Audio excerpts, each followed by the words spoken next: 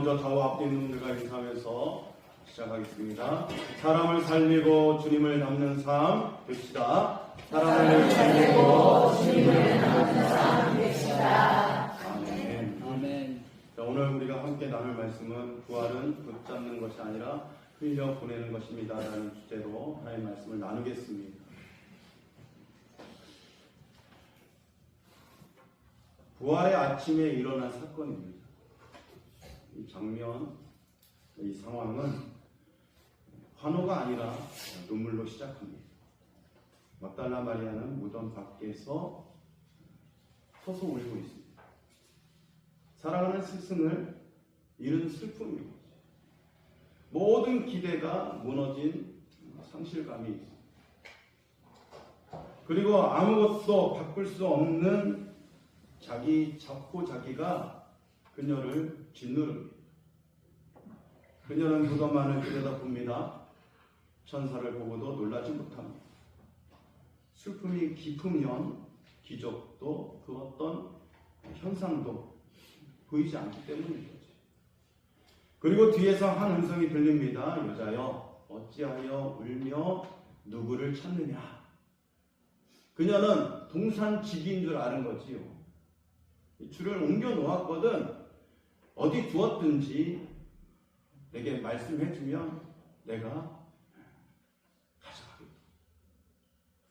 여기서 옮기다라는 말은 헬라어로 아이로인데 이 아이로는 제거하다, 들어올리다, 가져가다 라는 뜻으로 쓰입니다.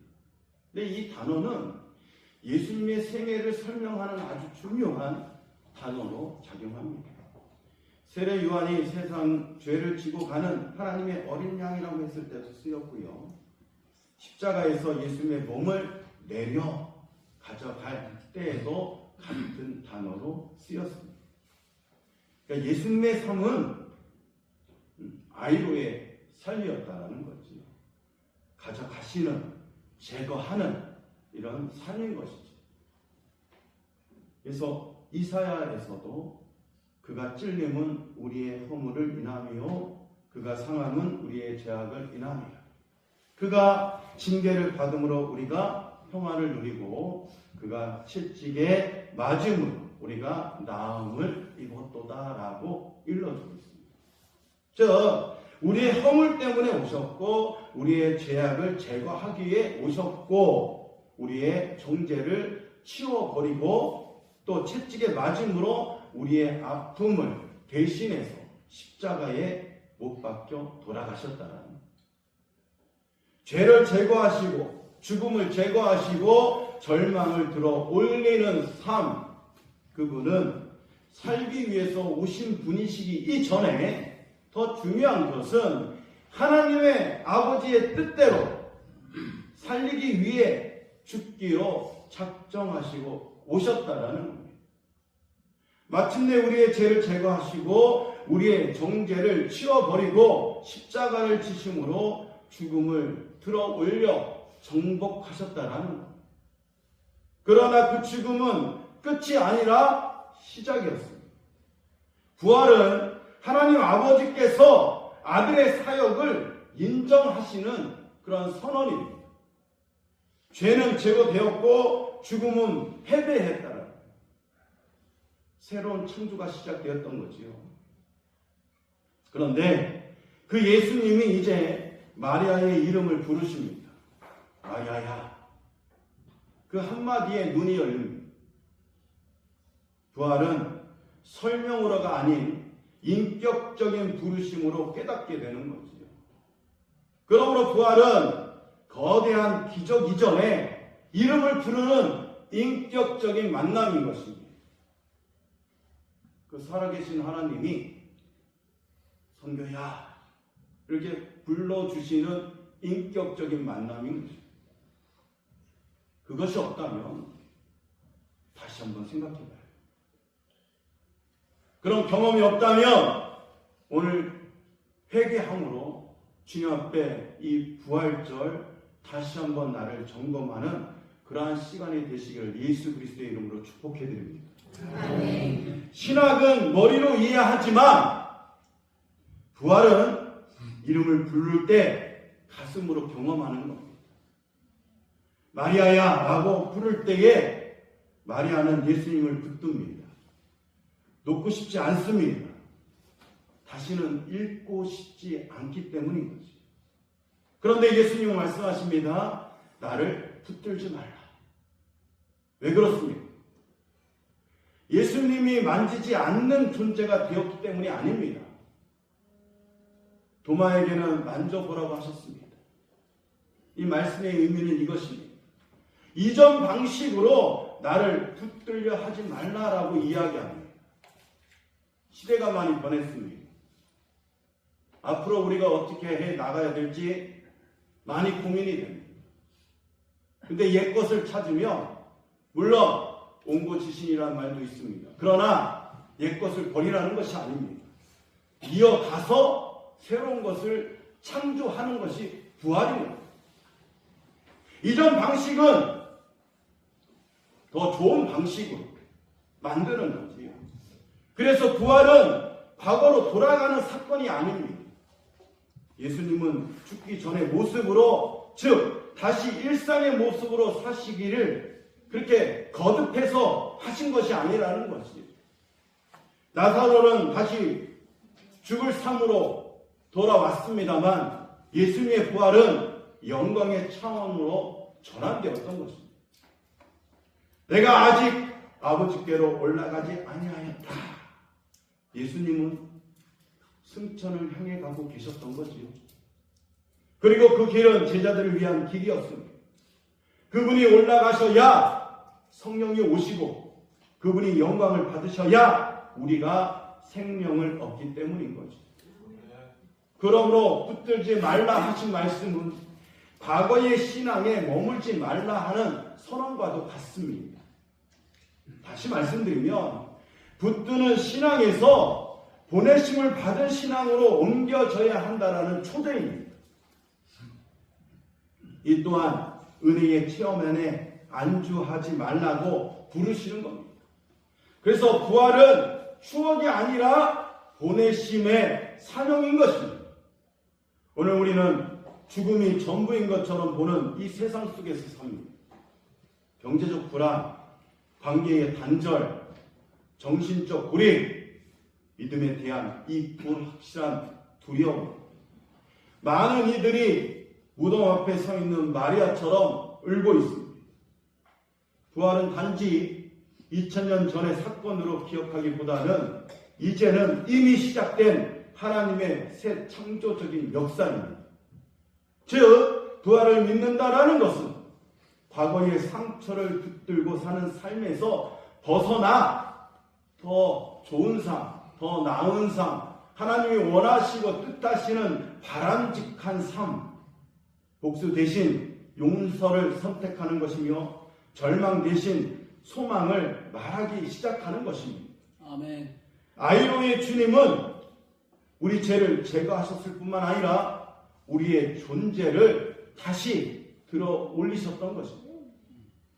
그러나 우리의 죄가 제거되었고 하나님은 우리를 정죄하지 않으신다라는 것이지요. 우리는 더 이상 과거의 사람으로 살 수 없습니다. 이전 것은 지나갔고 새 것이 된 줄 믿습니다. 아멘. 예수님이 십자가를 지심으로 죽음을 정복하셔서 새 것이 되어신 거죠. 새로운 창조물로 거듭난 존재로 살아가야 하는 부활의 사명으로 살아가기를 바랍니다. 아멘. 그럼에도 불구하고 오늘 우리는 무엇을 붙들고 있는지를 고민해야 한다는 거죠. 점검해 봐야 합니다. 이 부활절. 여러분이 붙들고 있는 것은 무엇입니까? 과거의 상처입니까? 실패입니까? 아니면 나의 익숙한 신앙의 방식입니까? 여전히 못 버리는 명예입니까? 여전히 버리지 않는 자기 존중의 역사입니까? 우리는 종종 부활의 은혜를 경험하면서도 삶은 여전히 무덤 주변을 맴돕니다. 놓지 못하는 겁니다. 즉 신앙을 붙드는 것으로 생각하기 때문인 것이지요. 신앙뿐이겠습니까? 욕심을 붙드는 것도 마찬가지인 거죠. 은혜의 순간, 감동의 찬양, 특별한 체험, 여기가 조사무니 하는 초막셋을 짓고 변화산 위에 베드로처럼 우리는 영광의 순간에 머물고 싶어 합니다. 그러나 예수님 말씀하십니다. 붙들지 말고 흘려보내라. 부활신앙은 체험을 저장하는 신앙이 아니랍니다. 복음을 흘려보내는 신앙임을 다시 한번 우리에게 일러주는 말씀인 것입니다. 아멘. 현실에서 나타냄으로 인해서 열매 맺는 그것을 원하시는 것은 아닐까. 그러므로 부활을 경험한 사람은 머물지 않습니다. 붙들지 않습니다. 다시 흘려보내기로 작정합니다. 그래서 복음은 붙잡는 것이 아니라 흘려보내는 것이 핵심임을 다시 한번 일러주고 있습니다. 만약 부활이 정말 현실이라면 우리의 삶은 달라질 수밖에 없는 거지요. 죽음이 끝이 아니라면 우리는 두려움에 지배받지 않아도 됩니다. 죄가 제거되었다면 우리는 정죄냐 또 책임이나 이런 죄책감 속에서 살 필요가 없는 거지. 관계가 회복되었다면 우리는 용서하고 사랑할 수밖에 없습니다. 아멘. 왜냐하면 부활은 단지 2000년 전 예수님의 승리로 끝나는 사건이 아닙니다. 무너진 자리에서 다시 일어나게 하시고 포기 대신 다시 시작을 선택하게 하시는 우리의 삶의 방향을 완전히 바꾸는 하나님의 능력입니다. 마리아는 무덤 앞에서 울었던 사람이었습니다. 그러나 부활을 만난 후에는 사도들에게 달려가 전합니다. 내가 주를 보았다. 부활은 그녀를 증인으로 바꿔놓습니다. 울던 사람이 전하는 사람이 되었습니다. 오늘 우리는 어떻습니까? 부활을 믿는다고 말하지만 여전히 옛것을 생각하고 무덤 곁에 머물고 있지는 않습니까? 여전히 과거의 상처를 붙들고 있지는 않습니까? 여전히 불편한 마음으로 이 자리에 있지는 않습니까? 여전히 자기 생각에 치우쳐서 욕심을 내고 있지는 않는지. 부활은 감동으로 끝나는 사건이 아니라고 이야기 드렸습니다. 존재 자체의 방향을 바꾸는 2000년 전의 사건이 이제 저와 여러분에게 부활의 시간이 되시기를 예수님의 이름으로 축원해 드립니다. 아멘. 말씀을 정리하겠습니다. 십자가에서 예수님은 우리의 죄를 아이로 하셨습니다. 제거하셨습니다. 지워버렸습니다. 그리고 부활은 죽음을 아이로 하신 사건, 죄와 사망을 십자가에서 올려 치워버린 사건이 되었습니다. 이제 남은 질문인 이것입니다. 우리의 삶 속에서 무엇이 제거돼야 합니까? 절망입니까? 자기 중심적인 삶입니까? 용서하지 못하는 마음입니까? 정죄하는 마음입니까? 죄책감에 시달리는 마음입니까? 부활신앙은 단지 믿음의 교리가 아닌 존재의 방향입니다. 새 언약이자 새 창조입니다.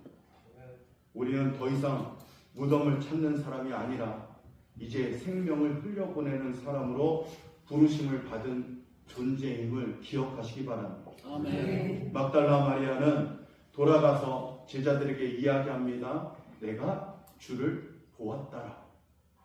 그녀는 부활의 첫 증인이 되었습니다. 사회적으로 인정받지 못했던 어려웠던 그런 여인이었습니다. 하나님 나라의 첫 증거자가 된 사건도 바로 이 사건입니다. 이것이 복음이자 은혜임을 고백하고 있습니다. 오늘 부활절에 우리는 선택의 자리에 서 있습니다. 무덤 곁에 머물 것입니다. 아니면 세상 속으로 걸어가 나갈 것인가? 붙들고 있는 것인가? 아니면 전할 것인가? 생각만 할 것인가? 아니면 흘려보내는 행동으로 이어질 것인가? 부활은 감격으로 끝나는 사건이 아닙니다. 우리의 사명으로 이어지는 사건인 것이지. 사랑하는 성도 여러분, 죽음이 전부인 듯해 보이는 이 시대에 우리는 살아가고 있습니다. 경제적 불안, 관계의 단절, 전쟁과 재난의 뉴스들. 그러나 무덤은 비어 있습니다. 부활은 이미 시작되었습니다. 이제 우리는 이렇게 고백해야 하죠.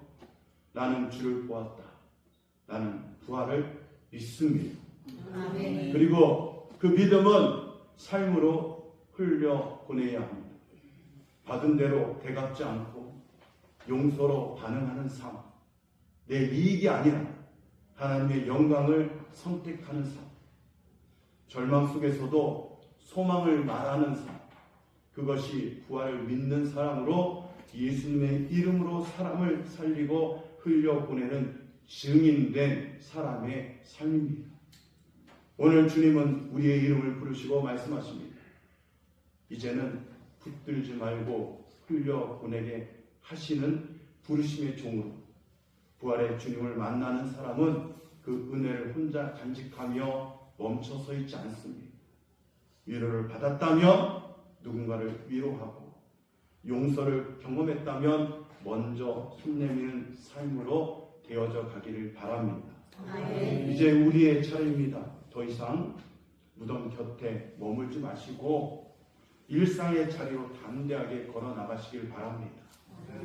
부활의 생명을 흘려보내는 하나님의 사람으로 부활의 증인된 삶을 흘려보내는 저와 여러분 복된 인생 되시기를 예수 그리스도의 이름으로 축원해 드립니다. 아멘. 기도하겠습니다.